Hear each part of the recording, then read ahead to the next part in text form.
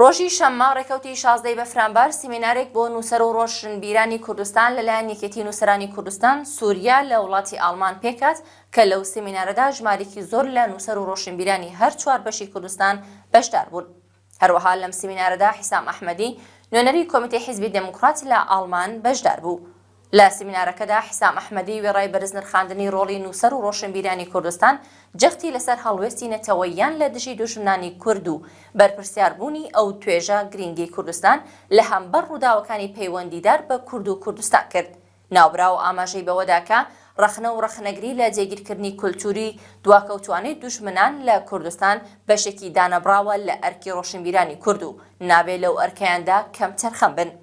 ئەحمەدی ئاماژەی بەرگرتن، کوشتن و سەپاندنی حکمی سێدارە لەلایەن ڕێژیمی ئێران بۆ سەر خەڵکی کوردستانی ڕۆژهەڵات کرد. هەروەها باسی لەوە کرد کە هاوکات لەو دۆخە هەستیارەدا کە ڕۆژهەڵاتی کوردستان بوونی هەیە بەڕێوەچوونی ڕێوڕسمی جێگای سەر سوورمان بۆ تێرۆریست قاسم سلێمانی لە شارەکانی هەرێمی کوردستان دوو لەو نمونانە بوون کە دەبێت ڕووناکبیر و نووسەرانی کورد لە ئاستیدا بێهەڵوێست نەبن.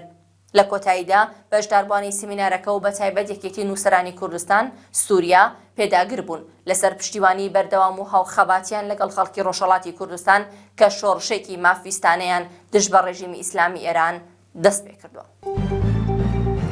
ئەمڕۆ لە زۆربەی شارەکانی کوردستان و ئێران مانگرتن بەڕێوەچوو و هەروەها لە ئیسفەهان خەڵک ڕژانە سەر شەقامەکان.